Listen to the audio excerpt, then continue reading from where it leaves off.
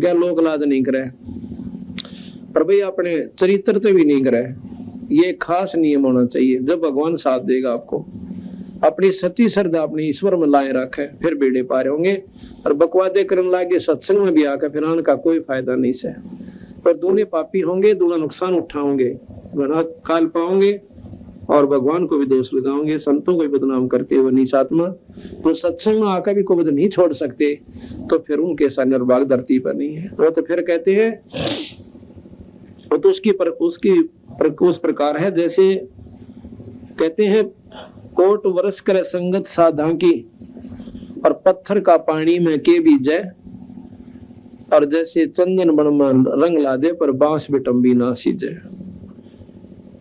जैसे चंदन का पेड़ होता है, आसपास के नीम ने भी चंदन जैसी महक वाला वृक्ष बना देता है, अपनी महक छोड़ छोड़ के, और वो नीम उसने ग्रहण कर लेता है। तो नीम को भी नीम नहीं कहते, चंदन की महक देख कर नहीं कहते, चंदन की लाकड़ी से। लेकिन ये बांस होता है ना, बांस, ये चंदन के पेड़ा के द्वारा यारो, इस पर कोई असर उस बांस का नहीं होता। चंदन की महक उसमें प्रवेश नहीं कर सकती, बांस चंदन नहीं बनता। तो वो निकम्मा जीवात्मा जो सत्संग में आकर भी ग्रहण नहीं करती अच्छाइयों को, वो तो बांस कैसे है। कहते हैं चंदन बड़ में रंग ला दे पर बांस बिटम्बी ना सीजे। जो हंस आत्मा होती है वो हंस बनकर चली जाएंगे, और निकम्मे फिर भी अपने कर्म ने बिगाड़ कर और कुत्ते की दुनिया में जाएंगे।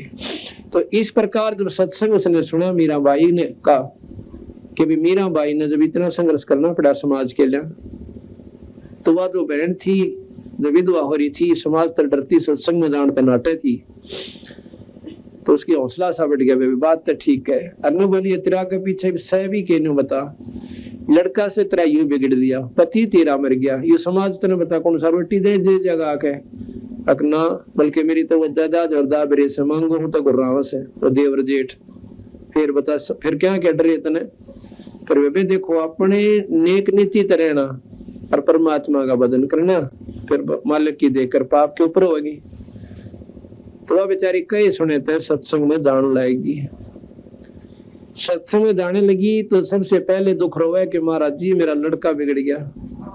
जो दुख हुआ था मेरी जान ने वो तो था ही था, पति मर गया, इस तो बड़ा दुख और क्या होगा औरत ने। और ऊपर तो एक लड़का था, इसकी आस तक की थी कि हो सकता है ये कामयाब हो जाए, इसने ब्याह था कि मैं अपना जीवन सफल कर लूं।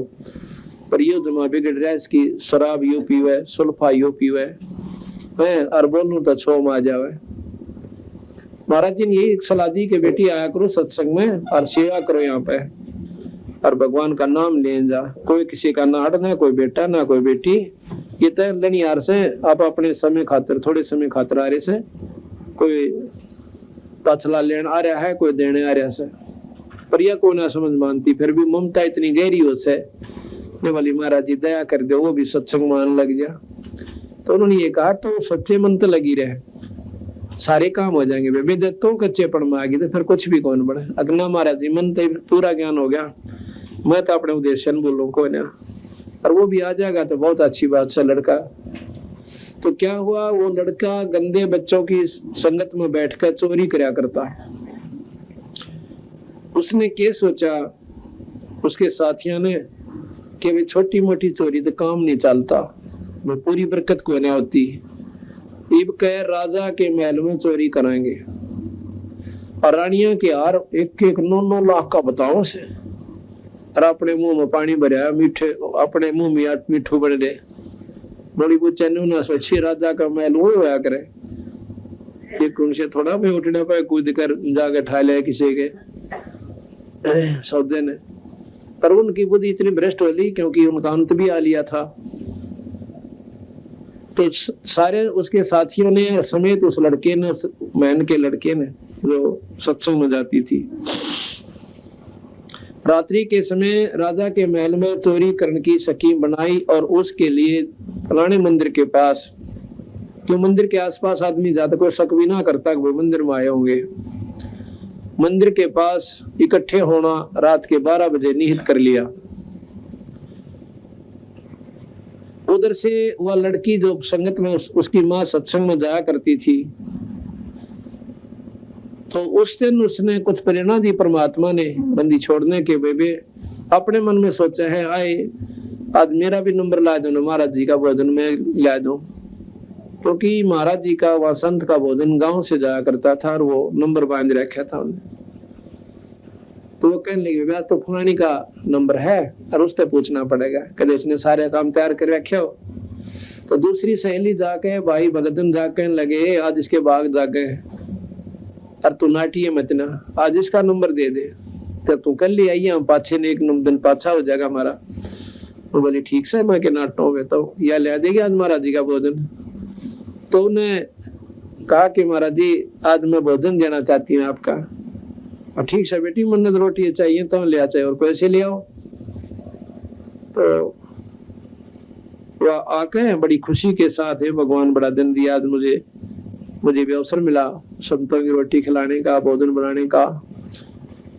आके रोटी बनाने लगी। अब खेल खेल है मालिक, उसका बीमार बुखार हो गया, बहुत तगड़ा बुखार बन गया एकदम। रोटी बनाई थी, बनाते बनाते उसका नवाई सी बन गई, थोड़ा थोड़ा बुखार बन गया। और बनाकर रोटी तैयार करी, इतना ईसा हाल हो गया जानो ईब लेट जाऊं खाट पे और उठा भी नहीं जानता। वो अपने लड़के ने बोली बेटा रोटी खा ले। उन्होंने रोटी खा ली। वक्त रोटी खा के नहीं बोला बेटा एक काम कर दे आज तो मेरा पक्के कि ये मैं ऐसे ऐसे मेरा बुखार बन गया, देखिए जब मत है बेटा जलूं सो हाथ। उसके हाथ पकड़ के देखा उसके अपनी माँ का। बोला सच्चे माँ तेरा तो बहुत तगड़ा बुखार बन गया। ताकि एक काम कर बेटा कि अब मैं ऐसे ऐसे महात्मा की रोटियां की कह थी गुरु जी की महाराज जी की, और तू एक ये रोटी पकड़ाया बाज के और मैंने ये बांध के दे रखे सारे छालने हमारी ये सामान से, और यह खीर बना रखी थोड़ी सी ये ले जा। कटोरे कटारे बांध के लोटे लाटे गाल दी। तने बोला माँ को ना जाओ है और तेरा तो ऐसे दिमाग खराब सारी तुम्हारी बदनामी करे, अब तेरी माँ बेरा ना की जा से और तो उल्टी जगह मत जा कर। वहां बोली रे तू मेरी बात मान ले आज। ने बोला मैं ना जा अपना काम करे, मैं को ना देखा हूं इस प्रकार। उसने कहने लग गया क्योंकि उस लड़के ने वो 12 बजे दिखे रात के रानियों के महल कार लाओगे तार को गुना धन लूट के लाओगे और फिर बढ़िया मकान बनावाएंगे, अच्छे कपड़े पहरा करेंगे। अपने हिसाब तो सोचे बैठा और माँ की एक नहीं सुने। बोला तो और करड़ा छोम आ गया, बोल वाली पड़ी रहा मेरे तो नहीं कह देगी कुछ भी, नहीं जाऊं मैं तेरे उसमें। तो फिर वह रोन लागी उसकी माँ पड़ कर अपना फूट करने वाली भगवान मेरे किसी माड़े क्रम। आज पहली बार रोटियां की कह आई थी और आज मैं जा नहीं सकती, के सोचेंगे वो सारे देख कितनी बेवकूफ से अनोरा तो भी रख दिए वो रोटी ना पहुंचाई। तो फिर ने बोली बेटा एक काम कर दे, तूने जिंदगी भर मैं तो काम कहूँ को ना, आज मेरा यू कार्य तू जरूर कर दे। उसने सोचा ये बता दिन छप्या से थोड़ा ही समय हुआ है और तुम जल्दी सी खवा का आ जा। उसने देकर रोटी आ जा अन्ना सारी रात रोड़ा रखेगी। बोले ला की इच्छा तेरे रोटी, उन्हें बांध रखी थी, ठाक पकड़ा दी। अब वो गया अपने आश्रम में। महात्मा जी स्नान आरत गए हुए थे, शाम का समय था, ना धोकर फिर भोजन बाजन करना था, गर्मियां के दिन थे। उसने जाकर पूछा अब महाराज जी कहाँ है? कैसा बोला करे तो सत्संग में ना जाता, उसमें ना बैठने का बेरा, ना उसमें नम्रता है, न सीधा जाकर तो करो पाली जाया करे। और सत्संगिया ने नहीं बोले कित गया थारा महाराज जी? बोले रे कौन सा तू किसका सा है? अगर मैं फलानी का लड़का हूँ। वो लड़की के नाम न जानते थे, ज्यादातर नाम से वो करते थे भाई, नाम जैसे फलानी रामो अग्रामो का लड़का से। अच्छा तो उन्होंने इतने महाराज जी स्नान करके आए, उन्होंने सब ने कह दिया महाराज जी तो रामू का लड़का है, ऐसा हो सके इसके बाग जाएगी हो। तो महात्मा ने जब रोटी खाने के लिए बैठा तो वो साथ में लड़का भी बैठ गया। तो लड़के को उन्होंने सोचा ला समझा दो बात, लड़का पहली बार सत्संग में आया से, फिर तो कई बार यू डटे ना डटे। कहने लगा बेटा तूने बहुत बढ़िया बात करी, सत्संग में आया रोज आया करे। और देखिए भगवान बिना राम के नाम बिना गधे बन जाएंगे, कुत्ते बनेंगे हैं, लग तो राशि में जाना होगा। ध्रुव ने ऐसे देख भक्ति करी थी, या दुनिया गीत गाया, स्वर्ग में चला गया। ने बोला महाराज जी रोटी खा लेता, थोड़ा सा थोड़ी शिक्षा की जरूरत को ना। अब हमारा दिन सोचते हैं जमा नकम्मा बालक से, तो बिल्कुल जमा ठीक से बोलता है कोई ना, अपना रोटी खाने लग गए चुप करके।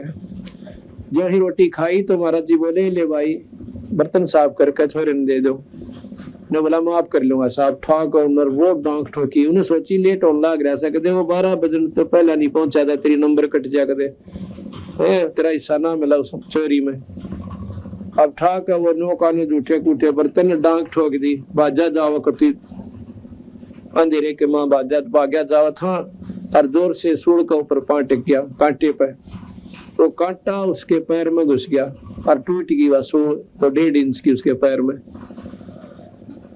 अब वो पैर टेका कोने बाजा उस पर जा कोने एडी टेकता टेकता अपने घर न आ गया। घर न आकर पटक का वन कहने जितने बर्तन ने दूर से भगा दिए और अपनी माँ ने भूडा अच्छा लग गया कहने अकात गया था तेरे सत्संग में और मेरे तो पाँव में सूढ़ लगी, आज पास मैंने भेज दिए तो कती नहीं जाऊं इसे नकम में नो फलान के रखे के गए। तो उसकी माँ ने सोची देख मेरे कितने खोटे कर्म से, पहले तो आज इसे दिन बुखार चढ़ गया, मेरे को 100 अवसर मिला था संतों की सेवा का, और आज ये लड़का भेजा था सत्संग में, इसका कांटा लग गया है। भगवान ही तो कदे भी ना जाए ऐसा निकम्मा बालक से, और ना मन ने जाने दे कौन बनी अंदर अंदर रोवा बेचारी और बसावा क्यों। जैसे वह कोई दवाई बूटी सी करी उस लड़के की पांव के ऊपर बांध दिया मैरम सी, वो बोली बेटा सुबह कांटा निकलवा देंगे, निकल रहा कांटा पड़ी रहे एक लवा, ऐसी ऐसी बातों छोरा कवे। फिर भी उस बेचारी ने अपना लाकर वो तेल की गाद कर नीचे का दो मैल सा तेल सरसों के तेल के नीचे, और वो ला करके उस लड़के का बांध दिया कि नरम हो जाएगा सुबह इसको निकलवा दूंगी। पट्टी बांध कर वो लेट गए और वो उधर तो उसके साथी 12 बजे जाकर राजा के महल पर चोरी करने चले गए। उन्हें क्या देखनी थी बाट, आ गया था आ गया, ना हो तो मत ना हो। तो वहां चोरी जब करने के लिए महल में घुसे तो वहां पर पहरेदार तगड़े हुए आकर न कौन जान दे रानिया के महल में। जो ही वो कोशिश कर रहे थे महल में चढ़ने की, इतने पकड़ लिए। पहला तो गड़े हुआ अच्छी तरह खूब तोड़ी उनकी दे, और फिर राजा के पास ले गए। मंत्री ने सलाह दी कि इनकी इतनी हिम्मत होगी जब राजा के महल ने भी चोरी करने की न ठान ली तो आम जनता ने ये क्यों बख्शेंगे, इनको सख्त सजा दी जा। राजा ने हुक्म दे दिया कि इनको सूली तोड़ दो आज रात्रि शाम को। इस रात का समय सुबह सुबह क्यों रात में पकड़े लिए थे वह सुबह उनके पास पेश कर दिए। उन्होंने बोला शाम ने 4 बजे इनको सूली तोड़ दो। सूली कैसे तोड़ा जाता था, एक जहर में बुझा हुआ सुआ हुआ करता 2-1.5 फुट का 3 फुट का, और उसको एक चकड़ी सी होती है काठ की, वो काठ की मतलब सर्कल सा होता है गोल गोल पटड़ी सी, जिस पर आदमी आराम से बैठ जा, और उसके बीच में सुराख होता था सुबह जितना, उसके ऊपर ऐसे लकड़ होते थे, उस व्यक्ति को बांध दिया जाता था नो खूब बुरी तरह के, वो हल नहीं सका नहीं, माड़ा सा भी इधर उधर न हुआ उसके, और ऊपर से वह चकड़ी ऐसे घुमाई जाती थी डंडों से चैन के साथ, वह चकड़ी नीचे न जाया करती और सुआ ऊपर न आता था, और सोड़ी मतलब वो जहर का बजा हुआ सुआ उसके पेट के माकर शर्म का काट दिया कर दे, और इतना रो रो के तड़प तड़प के इतना उसका शरीर अंत नहीं होता, इतना सूड़े में तो काटा नहीं करते, ऐसे सूड़ी तोड़ा जाता था। तो उनको क्या किया कि सारे नगर में का घुमा दिया कि औरों का भी भय हो जा, कोई राजा के महल में चोरी करने की कोशिश ना करे, और चोरी का फर्क पड़े कि और चोरी ना करें, कोई चोरी में फर्क पड़ जाए, दुनिया का डर बन जावे कि ऐसी हालत होती है इंसान की जो बुरे कर्म करता है। तो उन्होंने उनकी छाती में लिख दिया कि हम राजा के महल में चोरी करे थे, हम पापी हैं, आज शाम को हम सूली तोड़े जाएंगे। ऊपर से उनका डंडे मार के पुलिस वाले ने कहे कि बोलो रामियों, हम चोरी कर रहे थे, हम चोर हैं, और आज हमें 4 बजे सूली तोड़ा जाएगा। भाई कोई सुनता हो तो ऐसा पूरा क्रम मत करियो। और एक विशेष बाजा सा बाजता जाया करता था, जब वो बाजे की आवाज आती थी, धुन आती थी, तो गांव वाले सोच लिया करते आज किसी की शायद आई से, किसी ने कोई पाप कर दिया, कोई जुल्म कर दिया, उसको सजा दी जाएगी, देखा तो के जुल्म होया होगा, कैसी सजा होगी। तो आप अपने बरने आगे बैठ जा करते, द्वारा का आगे चौतरिया पे वो सभी आकर के बैठ जाते थे, न्यू देखने ताई कौन सा है और के सजा है, किसका लड़का या आदमी कौन है। तो जो ही वो ढोल बाजता हुआ और वो दोनों माँ बेटा भी, क्योंकि लड़के की सुबह वह कांटा कटवा दिया था, दोनों माँ बेटा बारने आ गए द्वार पर, यानी दोनों दड़ियों पर बैठ गए, एक न्यू नाली पे एक न्यू नाली पे, ना उन पर चौतरी। पहले बारजे हुआ करते थे, देड़ियों से तुरंत सामने एक पत्थर की जैसे आदमी आराम से बैठ जा, दोनों तरफ वो बना दिया करते थे, उस पर बैठ जाया करते थे। उधर से वो लड़के आ रहे हैं और वो कहते हम रात में चोरी करे थे, राजा के महल में पकड़े गए, कुछ सुनता हो तो चोरी ना करियो, आज हमें शाम को 4 बजे सूली तोड़ा जाएगा। आप उनसे नारा लगवाते आ रहे हैं, तो वो लड़का जो उनका साथी था और उनको पहचान ले सको, हो ये तो वो साथी हैं जो जिनके साथ मैंने चोरी करनी थी। अब वो बाजा बाजता हुआ आगे चला गया और वो लड़का अपनी माँ की कौड़ी भर के छाती का लायक है और फूट फूट कर रोने लग गया। मैंने बोली रे क्यों रोया भाई, तो कि मैं दर्द फेर हो गया तेरे पैर में, बहुत मुंडी तेरे रोया। ने बोला ना माँ पैर में दर्द कोई ना। मैं बोला माँ बुलाओ तेरे सत्संग का, तेरे संतों का, तेरे महाराज जी का, आज तेरा बेटा सूढ़ी टूटा हो। मैंने बोली रे कदे तो सोड़ा बोलिया करने भागत, क्यों टूटे सूढ़ी टूटो हमारे देश में ने, मेरा बेटा क्यों सूढ़ी टूटा है। अग्नि मैं सच्ची बताऊं स्वाद, मैं बहुत नीच आत्मा हो गया था, अगर काल में सत्संग में नहीं जाता और मेरा ये कांटा नहीं लगता तो मैं भी इन साथियों के साथ चोरी करने के लिए और राजा के महल में जाता और मामा पकड़ा जाता, आज तेरा कोई नहीं रहता। देखो एक दिन के सत्संग में उस लड़के ने भी इतनी सद दिया कि माँ तेरा कोई नहीं रहता, तो फिर मारा लगी रे, सच तो इतना निकम्मा भी हो दिया था, हकमा मैं मेरे जैसा दलील इंसान धरती पर ही था। तो उस दिन वह शुक्र मनाओ से लिखा के जो मेरे को सत्संग में लेगी थी, अगर वह उस दिन सत्संग में नहीं जाती, परमात्मा साथ नहीं देता और वो लड़का भी सूढ़ी टूट जाता, उसका रोना रोना बाकी रह जाता। इसलिए कहते हैं संसण में आणत आई तले बला, जय माथे में सूढ़ी हो तो काटे में टल जाए।